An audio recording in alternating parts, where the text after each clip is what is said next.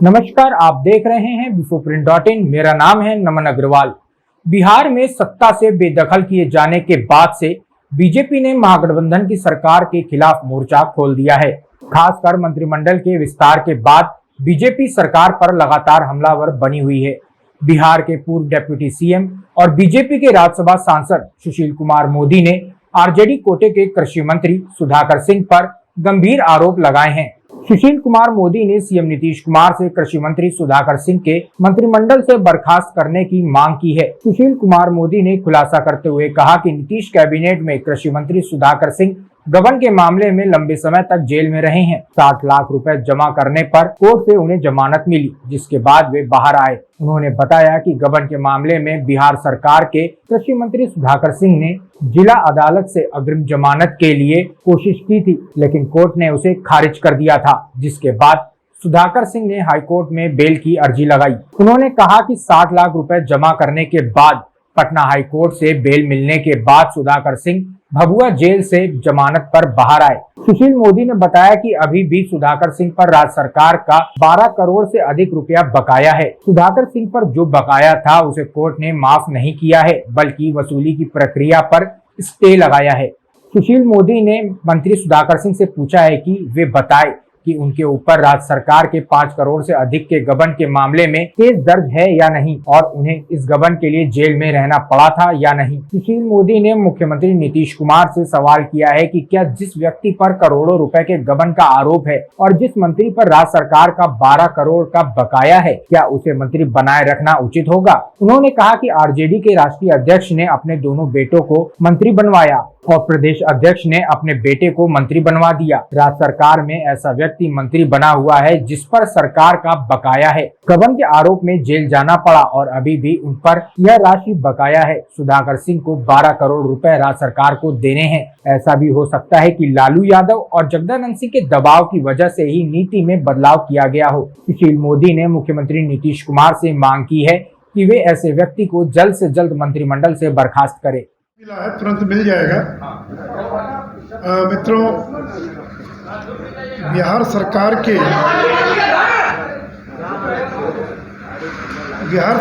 के वर्तमान कृषि मंत्री और राजद के विधायक श्री सुधाकर सिंह, जो राष्ट्रीय जनता दल के जो प्रदेश अध्यक्ष हैं जगता बाबू, उनके सुपुत्र हैं और रामगढ़ से विधायक हैं।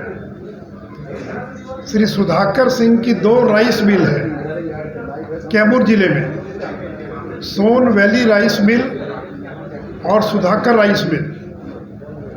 2013 में जब नीतीश जी बिहार के मुख्यमंत्री थे और आज भी मुख्यमंत्री हैं, तो राज्य खाद्य निगम कैमूर ने सुधाकर सिंह पर रामगढ़ थाने में एक एफआईआर दर्ज कराई।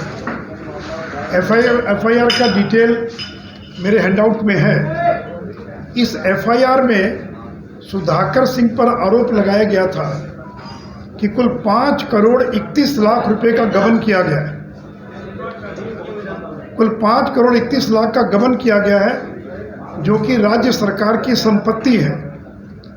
यह गबन करते हुए इनके द्वारा आपराधिक कार्य किया गया है। अतः उपयुक्त राज्य सरकार की संपत्ति को बेचकर गबन करने के आरोप में इनके विरुद्ध प्राथमिकी दर्ज करने की कृपा की जाए। यानी राज्य खाद्य निगम का जो जिला खाद्य निगम था कैमूर का, उसने रामगढ़ थाने को एक पत्र भेजा, जिसकी कॉपी भी आपको दी गई है, कि इन कारणों से इनके ऊपर एफआईआर दर्ज किया जाए। इस प्राथमिकी के आलोक में जिला सर्टिफिकेट अधिकारी द्वारा चावल के पैसे की वसूली के लिए सर्टिफिकेट केस दर्ज किया गया। मित्रों, इस मामले को सुधाकर सिंह ने पटना हाईकोर्ट में चैलेंज किया और अपनी एफआईआर को रद्द करने के लिए याचिका दाखिल की, जिसको पटना हाईकोर्ट ने 2014 में खारिज कर दिया। वर्तमान कृषि मंत्री को इस मामले में लंबे समय तक जेल में रहना पड़ा। इसके पूर्व उन्होंने एंटीसिपेटरी बेल के लिए, अग्रिम जमानत के लिए उन्होंने प्रयास किया, लेकिन जिला न्यायालय ने खारिज कर दिया। और बाद में जब वो हाईकोर्ट में गए बेल के लिए, तो हाईकोर्ट ने कहा कि 60 लाख रुपया जमा कीजिए तब आपको बेल मिलेगी। तो सुधाकर सिंह ने 60 लाख जमा किया, तब जाकर उनको पटना उच्च न्यायालय के आदेश पर और भभुआ जेल से इनको रिहा किया गया। इस मामले को इन लोगों ने ये चुनौती नहीं दिया है इस मामले को कि हम पैसा देंगे कि नहीं देंगे। ये जो पैसा था 5 करोड़ से ज़्यादा, इसकी वसूली कैसे की जाएगी, इसको लेकर विवाद था। तो अभी भी सुधाकर सिंह का राज्य सरकार पर 5 करोड़ 31 लाख और अगर 12 साल का ब्याज जोड़ लें तो 12 करोड़ से ज़्यादा का बकाया है।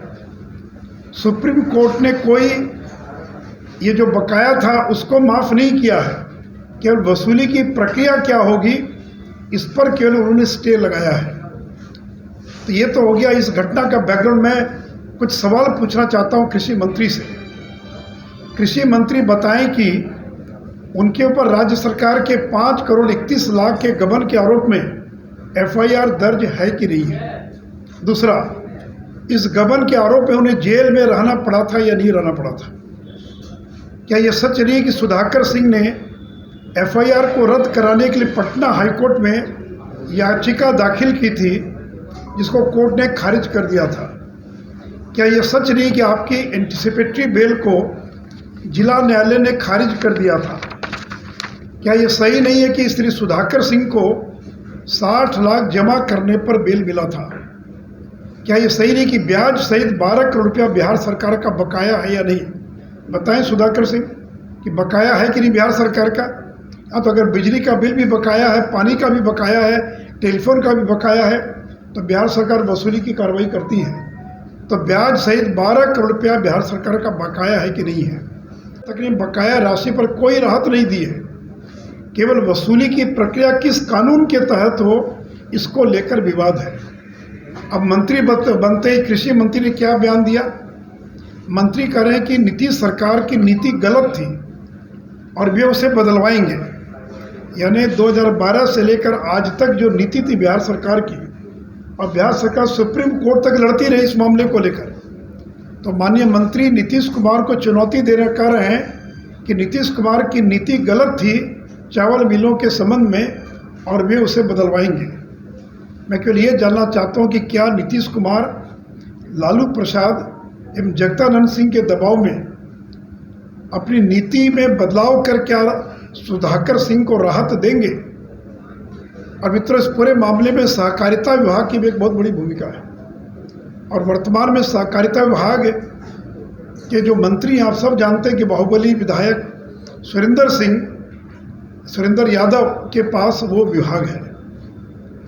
अब नीतीश जी को ये जवाब देना है कि जिस मंत्री पर राज्य सरकार का 12 करोड़ का बकाया है, क्या उसे मंत्री बनाना या मंत्री बनाए रखना उचित होगा। तो मित्रों, ये मेरे सवाल हैं बिहार के मुख्यमंत्री से, और सवाल है सुधाकर सिंह जो जगता बाबू के बेटे हैं। राष्ट्रीय अध्यक्ष ने अपने दोनों बेटों को मंत्री बनवा लिया और प्रदेश अध्यक्ष ने अपने तीसरे बेटे को मंत्री बनवा लिया। मित्रों, एक और कागज है इससे डॉक्यूमेंट के साथ, निगम कैमूर भभुआ, और जो उन्होंने थानाध्यक्ष रामगढ़ जिला कैमूर को लिखा है, मैं उसके केवल ऑपरेटिव पार्ट को पढ़ देता हूँ, आपको भी मिला हुआ है। 2 अलग अलग FIR हुआ, ये मैं एक FIR पढ़ रहा हूँ। इस प्रकार श्री सुधाकर सिंह द्वारा राज्य सरकार की संपत्ति जिसका मूल्य 6 करोड़ 69,52,134 रुपया गबन कर लिया गया है। एक दूसरा और है जिसके अंदर वो कह रहे हैं कि ये दूसरी मिल का मामला जिसमें 4 करोड़ 61 लाख, मैंने दोनों को जोड़कर 5 करोड़ 31 लाख आपको बताया है।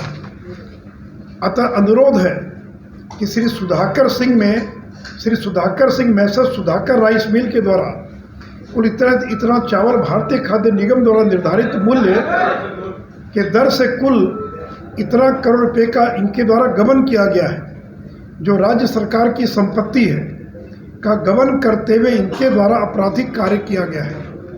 अतः उपयुक्त राज्य सरकार की संपत्ति को इनके द्वारा बेचकर गबन करने के आरोप में इनके विरुद्ध प्राथमिकी दर्ज करने की कृपा की जाए। दूसरे मित्रों, एक राज्य सरकार में एक ऐसा व्यक्ति मंत्री बना हुआ है जिस पर ब्याज सहित बिहार सरकार का 12 करोड़ का बकाया है, जिसने स्टेट फूड कॉरपोरेशन ने उनको धान दिया, उसको कूट कर चावल जमा करना था, उन्होंने चावल जमा नहीं किया, और जब चावल जमा नहीं किया तो उन पर 2 FIR दर्ज हुआ और 5 करोड़ 31 लाख रुपए से ज़्यादा का राज्य खाद्य निगम का उनके ऊपर बकाया है। उनको इस आरोप में जेल जाना पड़ा। FIR की क्वेश्चनिंग हुई है तो FIR भी क्वेश्च नहीं हुआ, एंटीसिपेटरी बेल नहीं मिला, 60 लाख रुपए का चेक जमा करना पड़ा, तब जाकर उनको बेल मिला, और अभी भी उन पर यह राशि बकाया है। सुप्रीम कोर्ट ने कोई ये नहीं कहा कि आपको राशि नहीं देना है, यानी कानून में वसूली की कई प्रक्रिया है। एक PDR एक्ट है, तो ये कोर्ट में गए कि PDR एक्ट के तहत वसूली नहीं की जा सकती है। तो वसूली का तरीका क्या हो, केवल इसको लेकर विवाद है। ये कोई विवाद नहीं कि बकाया है कि नहीं है, इनको नहीं देना है, या कोर्ट ने ये नहीं कहा कि इनको पैसा नहीं जमा करना है। तो इनको 5 करोड़ 31 लाख रुपया जमा करना, और अगर 10 साल का ब्याज जोड़ ले तो ये राशि बढ़कर लगभग 12 करोड़ रुपये से ज़्यादा की होती है।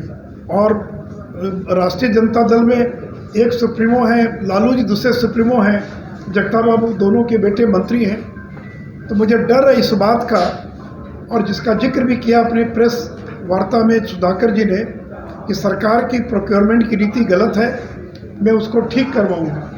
तो मुझे डर है कि कहीं लालू जी और जगताप बाबू के दबाव में बिहार सरकार अपनी नीति में बदलाव कर कहीं सुधाकर से और ऐसे लोगों को राहत देने का काम तो नहीं करेगी। और इसलिए जिस व्यक्ति पर राज्य सरकार का 12 करोड़ का बकाया है, उनको तो चाहिए था कि पैसा जमा कर दे। बहुत सारे लोगों ने पैसा जमा कर दिया, लेकिन उन्होंने पैसा जमा नहीं किया, तकनीकी आधार पर मुकदमा लड़ रहे हैं।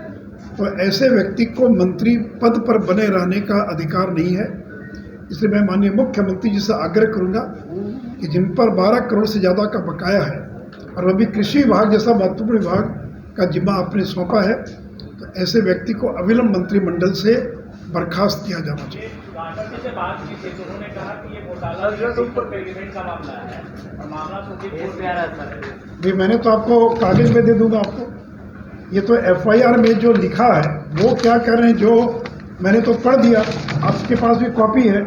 जिला प्रबंधक राज्य खाद्य निगम कैमूर भभुआ ने थाना अध्यक्ष रामगढ़ जिला कैमूर को जो पत्र लिखा है, और जिसके आधार पर FIR दर्ज हुआ, और अपने एफिडेविट में उन्होंने सेक्शन का जिक्र किया 420, और मैंने तो आपको पढ़ दिया कि इनके द्वारा गबन किया गया है, जो कि राज्य सरकार की संपत्ति, तो इनका ना कहना है, लेकिन राज्य सरकार जिसके आज मंत्री उसका क्या कहना है कि ये राज्य सरकार की संपत्ति है का गबन करते हुए इनके द्वारा आपराधिक कार्य किया गया है।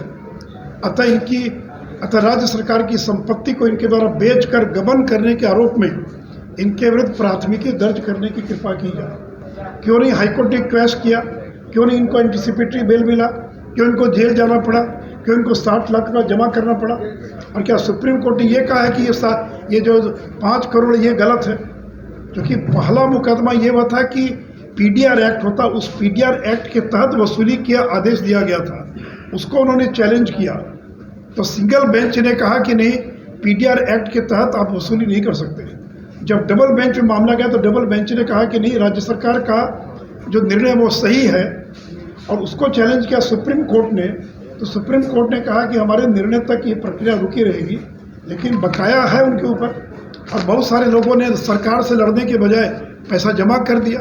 ये दबंग लोग हैं, ये लोग, इनको लगता है कि जब हमारे पिताजी इतने बड़े नेता हैं तो मैं पैसा क्यों जमा करूँ। तो इसलिए मित्रों, ये पैसा उन पर बकाया है, और इस पैसे को न किसी कोर्ट ने न तो माफ़ किया है, न किसी कोर्ट ने कहा कि ये पैसा गलत है, क्योंकि आपको चावल जमा करना तो आपने चावल जमा नहीं किया, और चावल नहीं जमा किया तो उसकी जो राशि है वह वसूलने का मामला है।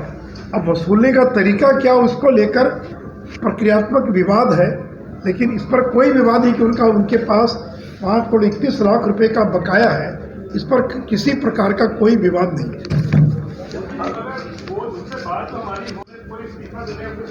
अरे भाई, जब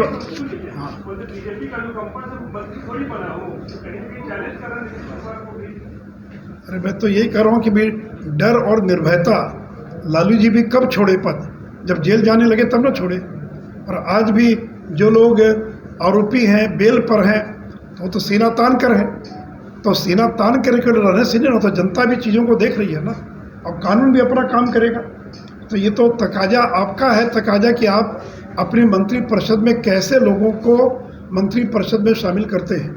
आज ही मैं भक्तचरण दास जी का स्टेटमेंट देख रहा था जो दिल्ली के अखबार में बहुत प्रमुखता से छपा है, और जिसमें उन्होंने कहा कि राजद और जनता दलियों के नेताओं को इस पर विचार करना चाहिए कार्तिक सिंह के मामले पर। मैं कार्तिक सिंह के मामले पर भी कोई टिप्पणी नहीं कर रहा हूँ, इधर मैं कह रहा हूँ कि कांग्रेस के भक्तचरण दास ने जो टिप्पणी की है मैं केवल उसका जिक्र कर रहा हूँ। तो ये तमाम मामले जिसके बारे में नीतीश जी को विचार करना चाहिए, और नीतीश जी सुप्रीम कोर्ट तक गए। ये मामला करीब 12 साल से चल रहा है, और टोटल घोटाला बिहार में 400-500 करोड़ रुपये से ज़्यादा का होगा। उसके एक स्टेक होल्डर और सुधाकर सिंह भी है। अगर आपको हमारा वीडियो पसंद आया हो तो इसे लाइक करें, सब्सक्राइब करें और साथ ही बेल आइकन दबाना ना भूलें।